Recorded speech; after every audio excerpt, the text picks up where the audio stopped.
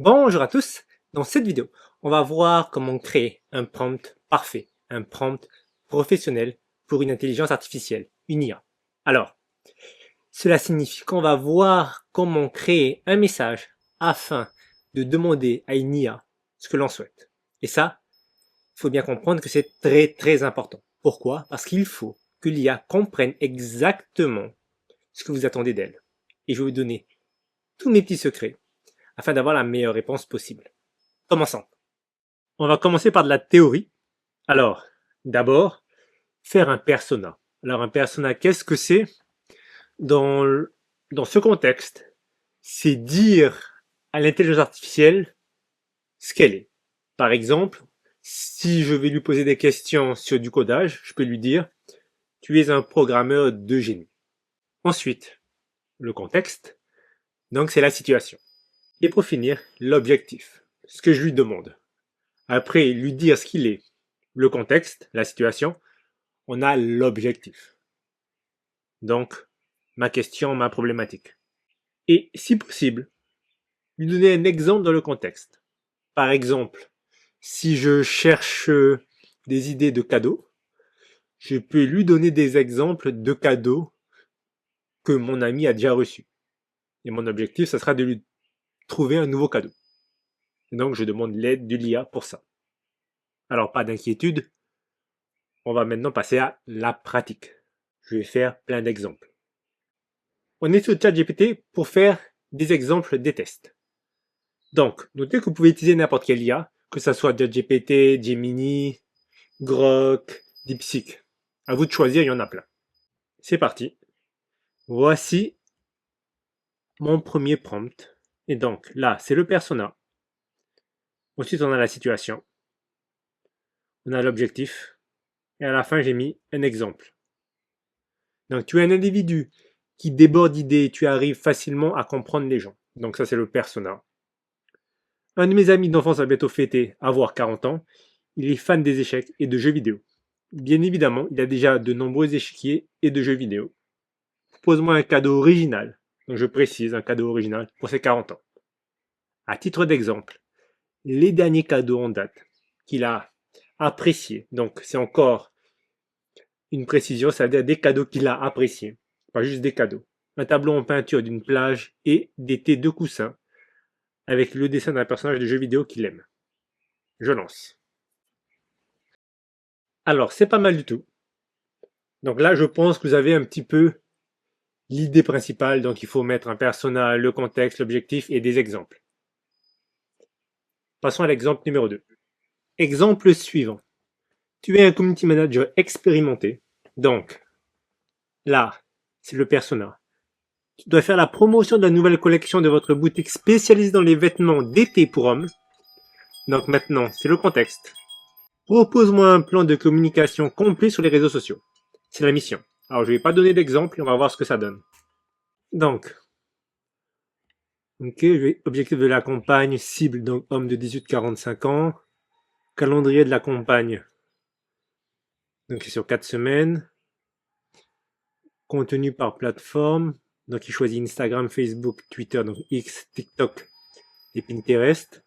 Stratégie publicitaire, ok, collaboration et influence, très bien, donc il choisit des micro-influenceurs entre 5 et 50 000 abonnés.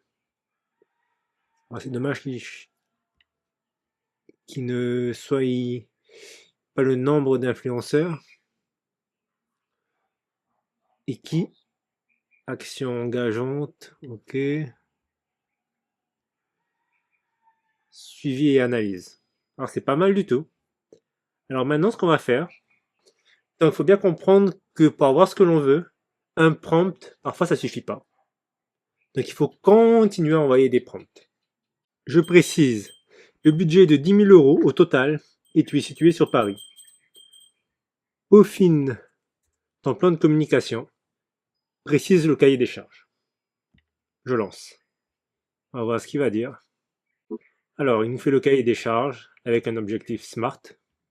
Pour rappel, il s'agit d'un objectif qui doit être spécifique, mesurable, approprié, réaliste et défini dans le temps. Donc là, les différents objectifs selon la notoriété, l'engagement, le trafic, les ventes. Donc là, il retourne sur ce qu'on cible, mais il donne des précisions sur la localisation. La durée, donc 4 semaines. Ressources disponibles. Ok. Et une répartition du budget. Très bien. Notamment pour des publicités sur Facebook, pour les influenceurs, les micro-influenceurs, je devrais dire. Eh bien, c'est parfait. C'est très bien. On pourrait continuer à peaufiner, mais vous avez l'idée en fait. L'idée là, c'est que vous compreniez que un prompt, ça suffit pas forcément. On peut aller plus loin avec d'autres prompts. En rajoutant des prompts, on ajoute du détail à notre plan de communication. On donne plus d'informations à l'IA pour qu'elle arrive exactement à ce que l'on souhaite. Ça, c'est important de bien comprendre tout cela. Encore un exemple. Donc, cette fois, on sera le propriétaire d'une salle de sport. Et j'aurai un assistant, donc ce sera l'IA, depuis 6 ans. Alors pourquoi je précise 6 ans? Pour qu'il sache qu'il s'agit d'un assistant expérimenté et qui connaît mes méthodes. Le 14 juillet, les horaires de la salle changent. Elle ouvre à 10h et ferme à 17h, alors que d'habitude, elle ouvre à 6h et ferme à 22h. Donc là, c'est la situation. Et moi, ce que je fais, c'est que je lui demande de me créer un email pour que les abonnés soient au courant de ce changement d'horaire. Alors, comme d'habitude, on a le persona, la situation et ce que l'on désire, la mission. Et on voit que le mail est pas mal du tout. Donc, on a bien un objet. Cher adhérent, nous vous informons que le dimanche 14 juillet, à l'occasion de la fête nationale, les horaires de la salle seront exceptionnellement fermés. Alors, on remarquera une erreur. Le dimanche 14 juillet, ça n'existe pas, c'est le lundi 14 juillet. Donc, ouverture à 10h, fermeture à 17h. Les heures habituelles reprendront dès le lundi 15 juillet. Nous vous remercions pour votre compréhension. Nous vous souhaitons un excellent 14 juillet, sportif ou festif. Alors, le mail est très bien. Alors, on peut voir qu'il propose une version plus décontractée ou plus formelle, ce qui est une très bonne idée. Donc, je vais lui demander de me proposer les deux. Je veux que tu me fasses une version décontractée et une version formelle. Comme cela, je pourrais choisir l'une des deux. Donc la version décontractée est pas mal du tout. La version plus formelle, eh bien, personnellement, je choisirais la version décontractée. Très bien, on a fini avec nos exemples.